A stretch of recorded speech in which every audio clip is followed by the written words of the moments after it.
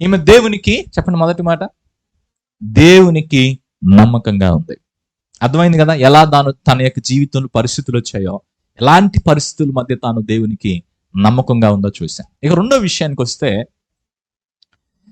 తను నయమాను అనేటువంటి ఆ సైన్యాధిపతి యొక్క ఇంటిలో వాళ్ళ ఆవిడ దగ్గర పని చేయటానికి ఏర్పాటు చేయబడింది. ఓకే, మేబీ ఇంటి పనులన్నీ అప్పచెప్పారో, లేకపోతే ఇంట్లో ఆడపిల్లలు చేసేటువంటి పనులు అప్పచెప్పారో, మొత్తానికి కొన్ని పనులు అప్పచెప్పబడ్డాయి. అప్పచెప్పబడితే నయమానుకున్నటువంటి కుష్ఠరోగం అనేది పబ్లిక్ అయితే కాదు, అది ప్రైవేట్, అందరికీ తెలిసినటువంటి విషయం కాదు. 5వ అధ్యాయాన్ని మీరు పూర్తిగా చదివితే మీకు ఏం అర్థం అవుతుందంటే, అది ఒక భాగానికి పరిమితమైందిగా ఉంది కాబట్టి ఈజీగా కవర్ చేసుకొని వెళ్ళిపోయి ఉంటాడు ఆయన. సంహవ్ ఈమె దాన్ని తెలుసుకుంది. తెలుసుకున్న తర్వాత ఏమో ఆలోచన ఏంటంటే, నేను వీళ్ళకి ఏదో ఒక రకంగా హెల్ప్ చేయాలి. ఏం హెల్ప్ చేయాలి? కుష్ఠరోగాన్ని తగ్గించడానికి హెల్ప్ చేయాలి.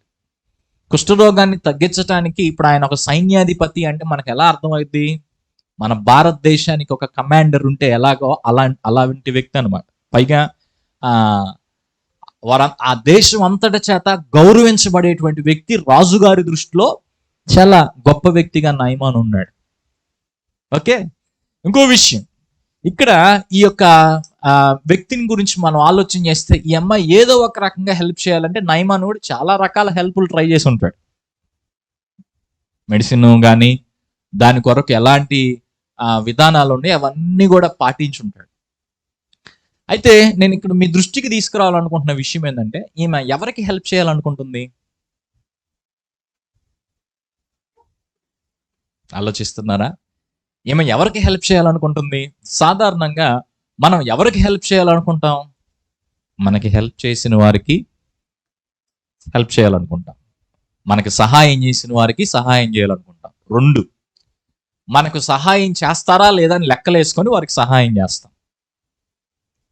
ఇప్పుడు వాళ్ళకి మనం సహాయం చేస్తే రేపు వాళ్ళు మళ్ళీ తిరిగి మనకు సహాయం చేస్తారా లేదా అని లెక్కలేసుకొని వారికి మళ్ళీ సహాయం చేస్తాం.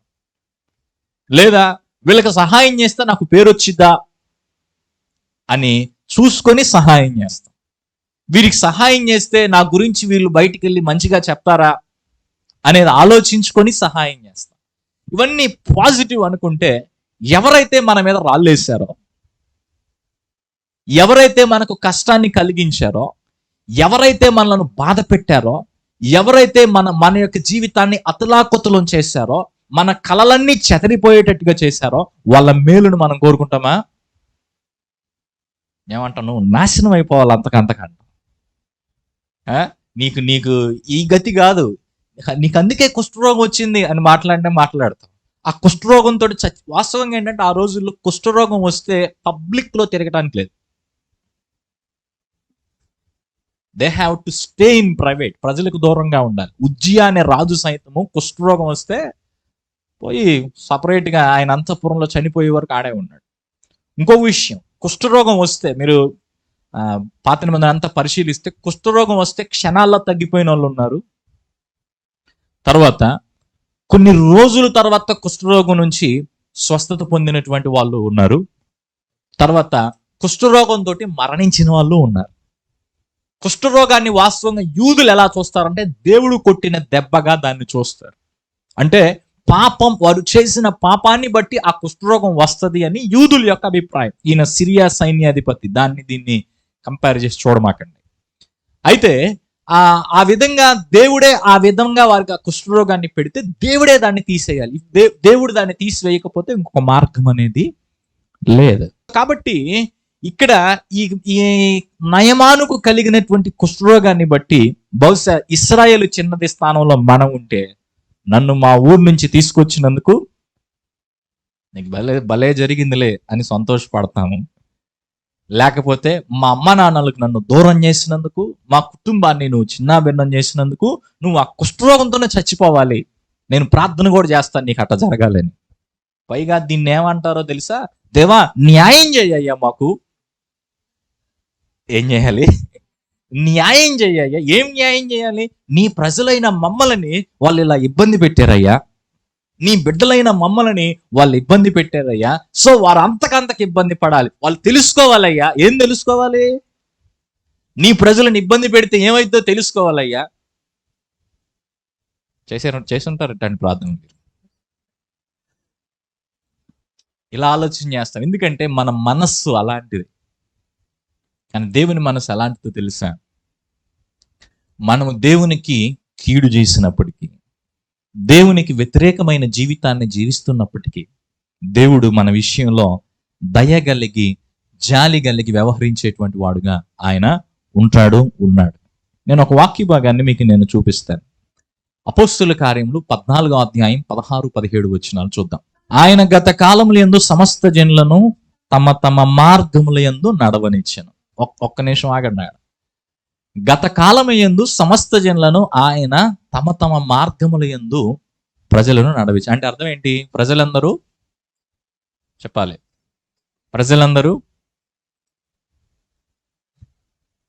ఎలా నడుస్తున్నారు?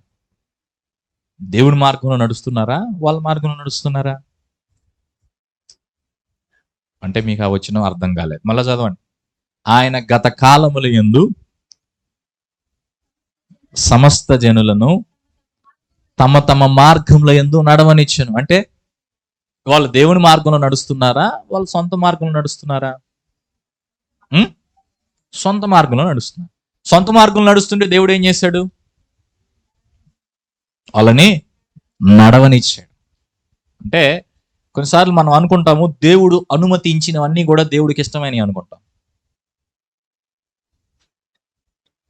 దేవుడు అనుమతించినవన్నీ కూడా దేవుని చిత్తం అనుకుంటాం. నో, దేవుడు కొన్నిటిని అనుమతిస్తాడు. ఇందాక చెప్పాను ఒక ఉదాహరణ, నాకు కావాలని ఏడిస్తే ఇస్తాడు. దేవుడు అప్రూవల్ లేకుండా జరగదు, కానీ అది దేవుడికి ఇష్టమై ఇవ్వాల. ఇప్పుడు ప్రేమతో ఇవ్వటానికి కోపంతో ఇవ్వటానికి తేడా లేదా? మేము కాలేజీలో చదువుకునేటప్పుడు మా ఫ్రెండ్ ఒక అతను ఉన్నాడు. మేము కాలేజీలో కొన్నిసార్లు కూరలు నచ్చకపోతే బయట నుంచి మా ఫ్రెండ్ ఎవరన్నా బయటకు వెళ్తే, అంటే మేము ఎవరం వెళ్తానికి అవకాశం ఉండదు ఆ టైంలో, ఇతను ఒక్కడే వెళ్ళొస్తూ ఉంటాడు. అన్న వచ్చేటప్పుడు ఏదన్నా కర్రీ తీసుకురన్నా, బయట తినలేకపోతున్నాం అని చెప్పేసి డబ్బులు ఇచ్చి పంపించాం. నేను ఇంకొక అన్న ఆ భోజనం అన్నం ఎదురు పెట్టుకొని ఆకలి అవుతా ఎదురు చూస్తా ఉన్నా. ఇతను వెళ్ళాడు, రావట్లే. ఎంతసేపటికి రాకపోతేనే మాకేం ఆకలి ఎక్కువ అవుతుంది, అన్నం ఆడ ఎండిపోతా ఉంది.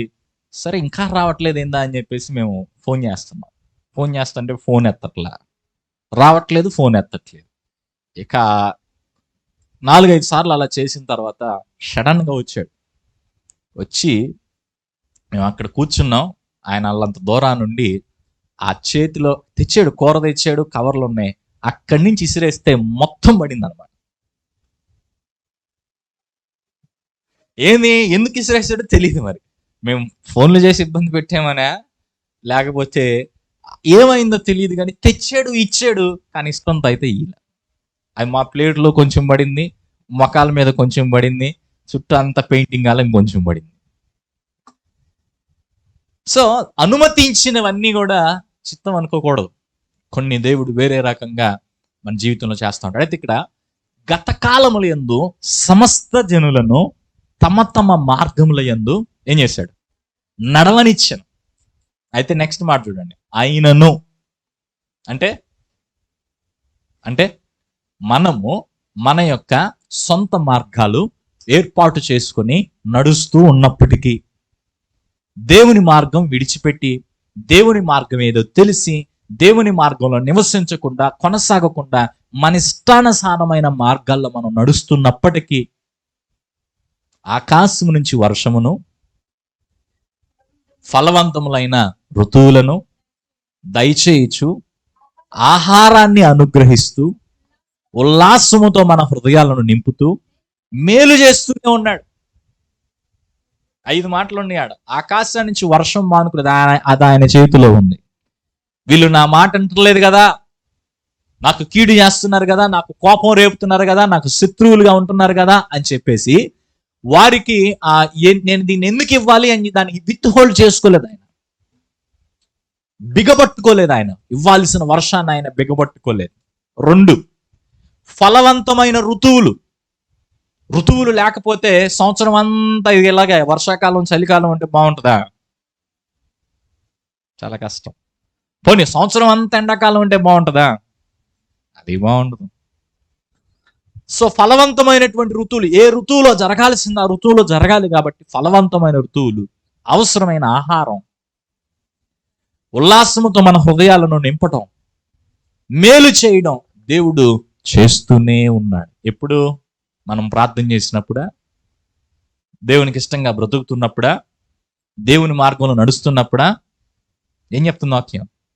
అప్పుడు కాదు, మనం దేవునికి వ్యతిరేకంగా ఉన్నప్పటికీ, దేవునికి ఇష్టం లేని రీతిలో జీవిస్తున్నప్పటికీ దేవుడు వాటన్నిటిని ఇస్తూ ఎందుకు చేశాడంటే, నిన్ను ప్రేమించే వ్యక్తిని నేను ఒకడున్నానని సాక్ష్యం నిలపడానికి ఇవన్నీ దేవుడు చేశాడు. ఇది దేవుని మనస్సు. ఇది దేవుని మనస్సు. ఇక్కడ ఇశ్రాయేలు చిన్నది కూడా నేనేమంటున్నానంటే, రెండో పాయింట్, దేవుని మనస్సు కలిగినదిగా ఉంది. దేవుని మనస్సు కలిగినదిగా ఉంది.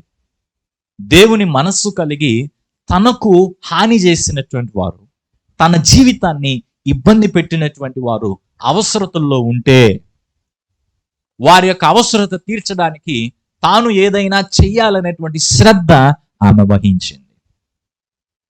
అర్థమవుతుందా?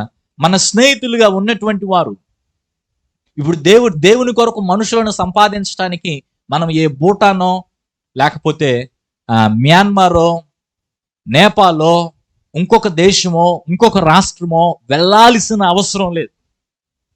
కారణం ఏంటంటే, నేడు ప్రపంచం పరిగెడుతున్నటువంటి విధానాన్ని బట్టి మన చుట్టూనే చాలా మంది మనుషులు ఉన్నారు. ఇంకా చెప్పాలంటే అన్ని దేశాల ప్రజలు మన చుట్టూనే ఉంటా ఉన్నారు. Whether it is through technology, అది టెక్నాలజీ ద్వారా కావచ్చు, లేదా మాన్యువల్గా కూడా కావచ్చు. వలస వల్ల చాలా మంది ఆ ప్రాంతాల నుండి ఈ ప్రాంతాలకు వచ్చి స్థిరపడి మన మధ్య ఉంటా ఉన్నారు. కొన్ని సిటీస్కి మనం వెళ్తే అన్ని దేశాల వాళ్ళని, అన్ని రాష్ట్రాల వారిని ఏదో ఒక కారణం చేత అక్కడ మనం చూడొచ్చు. సో దేవుని కొరకు మనం ఒక వ్యక్తిని సంపాదించడానికి, దేవుని ఎద్దుకు ఒక వ్యక్తిని మనం నడిపించడానికి మనం ఎక్కడికో వెళ్ళాల్సిన అవసరం లేదు. కానీ మన చుట్టూ ఉన్న వారిలో ఉన్నటువంటి అవసరతను గుర్తిస్తే చాలు. బహుశా నువ్వు సాక్షిగా నిలవాల్సింది, నువ్వు సువార్త చెప్పాల్సింది నిన్ను బాధ పెడుతున్న వ్యక్తులకేనేమో, నీకు వ్యతిరేకంగా నిలుస్తున్నటువంటి వారికేనేమో, నీ నాశనాన్ని కోరుకుంటున్న వారికేనేమో, నిన్ను కృంగదీయాలని చూస్తున్నటువంటి వారికేనేమో, నీకు మేలు చేయాలని కాక కీడు చేయాలని తలపెడుతున్నటువంటి వారికేనేమో. వారి జీవితంలో అన్నీ ఉండొచ్చు, కానీ యేసయ్య లేడుగా. వారి జీవితంలో ఉద్యోగం ఉండొచ్చు, చదువు ఉండొచ్చు, అన్ని రకాల అభివృద్ధులు ఉండొచ్చు, కానీ రక్షణ లేదుగా. పరలోకాన్ని పొందేటువంటి ఆ యొక్క అర్హత వారికి లేదుగా. ఇక్కడ ఈయనకున్నటువంటి అవసరత కుష్ఠరోగం, ఆ కుష్ఠరోగం నయం అవడం. నేడు మన చుట్టూ ఉన్న మనుషులకు ఉన్నటువంటి అవసరత రక్షణ. మన చుట్టూ ఉన్నటువంటి మనుషులకు ఉన్నటువంటి అవసరత వారి యొక్క పాపము నుండి విముక్తులు చేయబడ్డం. మనం ప్రార్థన చేసే వారిలో మనలను హింసించే వారి కొరకు, వారి రక్షణ కొరకు, మేలు కొరకు మనం ప్రార్థన చేయగలుగుతున్నామా? ఎవరు చేయగలుగుతారు అలా అంటే, దేవుని మనస్సు కలిగిన వారు మాత్రమే. ఇశ్రాయేలు చిన్నది దేవునికి నమ్మకంగా ఉంది. రెండవది దేవుని మనస్సు కలిగి ఉంది. దేవుని మనస్సు ఆమెలో ఉంది కాబట్టే కన్సర్న్ చూపించింది. నాకెందుకులే అనుకుందా? నాకే ఇట్లా చేశారు వీళ్ళు, అసలు వీళ్ళ గురించి నేను ఎందుకు పట్టించుకోవాలి అని అనుకుందా? అనుకోలేదు. కన్సర్న్ చూపించింది. తన యొక్క యజమాని పట్ల కన్సర్న్ చూపించింది. ఇది చాలా ముఖ్యమైనటువంటి విషయం. ఇప్పుడు తన వారందరూ సంగతి పక్కకు పెట్టి, ఎక్కడైతే తను ఉందో, ఎవరైతే తనను బానిసలుగా చేసుకుంటున్నారో వాళ్ళ మేలు కోసం ప్రయాసపడేదిగా తను నిలబడింది. సో దేవుని మనస్సు కలిగి మనకి హాని చేస్తున్నటువంటి వారుగా, కీడు చేస్తున్నటువంటి వారుగా, మనల్ని ఇబ్బంది పెట్టేటువంటి వారుగా ఉన్నప్పటికీ ఆ మనుషులకు అవసరమైనటువంటి సువార్తను చెప్పడం మనం మానకూడదు. వారికి ఇవ్వాల్సినటువంటి వర్తమానాన్ని మనం అందించడం మానకూడదు. ఇది రెండవ సంగతి.